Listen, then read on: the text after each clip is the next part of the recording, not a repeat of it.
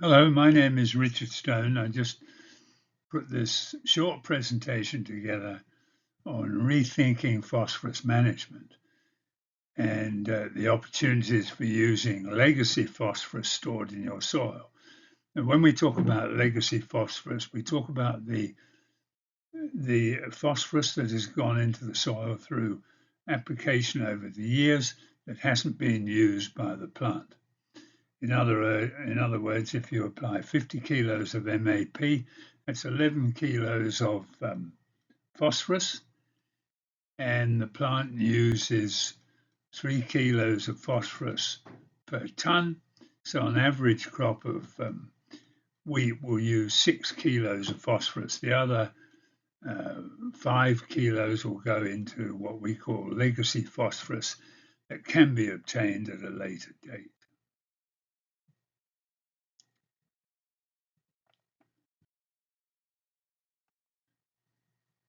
When we're looking at the reason for looking at rethinking phosphorus, I guess what it means is that we all worry about the increase in price of MAP and fertilizer.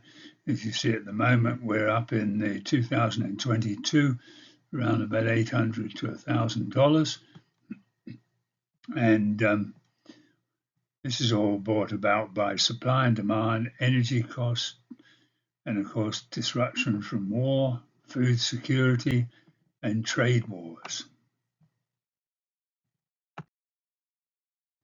Looking at reserves of phosphorus globally, which is around 70 billion tons of phosphate, you can see that Morocco has the biggest source, whereas you can see China 3.2, Algeria 2.2, and Syria, Brazil. And look, the three most populous nations on earth is China, of course, India, United States, and they all have China has 23 years, India 29, so you can see they're not likely to send any phosphorus our way because they've got to support their own population. So all in all, the phosphorus, whereas it's okay at the moment, does have its problems as far as supply for the future years. Here's a little graph here. When we talk about that, we can see that on the left-hand side, not that broadcast in Australia, they broadcast P. This is from the UK. You can see this is what we talk about. The insurance P is what has gone into the soil, and then we can recover that through using methods of targeting P. One of them is in seed dressing, putting phosphorus on the seed. The other one is on foliar application at certain times of the year, particularly when it's dry, when the plant can't get phosphorus out of the soil because there's no moisture to solubilize it.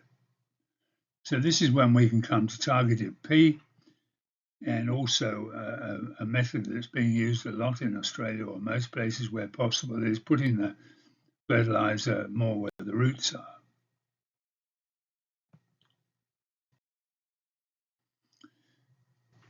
This slide talks about recycling phosphorus reserves in the soil.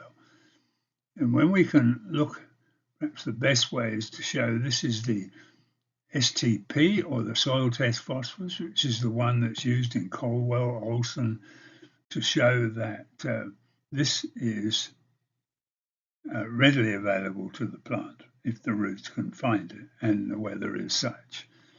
So the balance of it, red line is going back into native P, and this is what we call legacy P, which after you use this up will gravitate through diffusion back into this area here. So native P is slow to release. Legacy P from previous applications of fertilizer is more available. Legacy P is not shown by the soil testing. So if we want to reverse this slide here and utilize more of this in the soil, this native P and legacy P, we need to reduce the soil test P. And this is a soil test result from Ningen. Most of us have got, after quite a bit of cropping, have got legacy P and native P in the soil. And this just shows from a soil test in Ningen red soil that the total P was 271 parts per million, or kilograms, milligrams per hectare. And you can see that the available, which is up here, is about 9%, which is 25.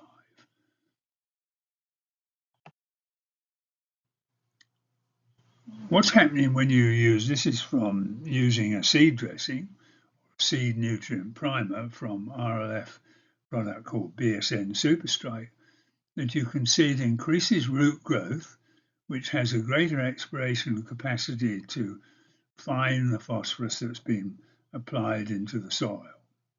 This is the untreated. You can see there's a limited area, and this is the treated. And you can see there's more tillers when you get more coverage and more phosphorus is being explored in the soil. This was an experiment or a trial done in Ningen when phosphorus in 2008, pretty dry year, went up to $1,500 a ton. And many of my clients said, can we grow a crop of wheat without phosphorus? And I said, you'll never grow it without phosphorus, but you do have it in the soil.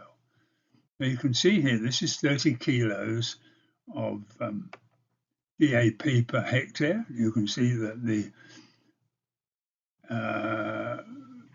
top growth is fairly small, and you can see this is a zinc deficient soil. So you've got zinc deficiency caused by the phosphorus and a pretty weak root system with no biological structure.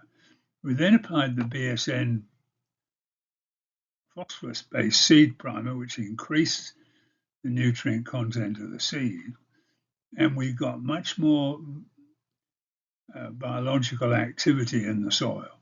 And this is what we see here with this darker soil, which is called glomalin, which is from the activity of microbes. We then decreased the DAP and still used BSN, and we got even more biological activity. And then we didn't use fertilizer, or we didn't apply any MAP, and you can see that the result is a much more vigorous top growth, greener, more photosynthesis, and more biological activity. So all this goes to show that you don't necessarily have to use phosphorus every year. You need to keep an eye out for the total phosphorus and then modify it from there. This just sums it all up, and you can see here, and I've done some costings through a calculator. These are fertilizer savings and extra profit from RLF Integrated Fertilizer Management Program. Standard fertilizer cost was $160 a hectare, and you can see the breakdown here.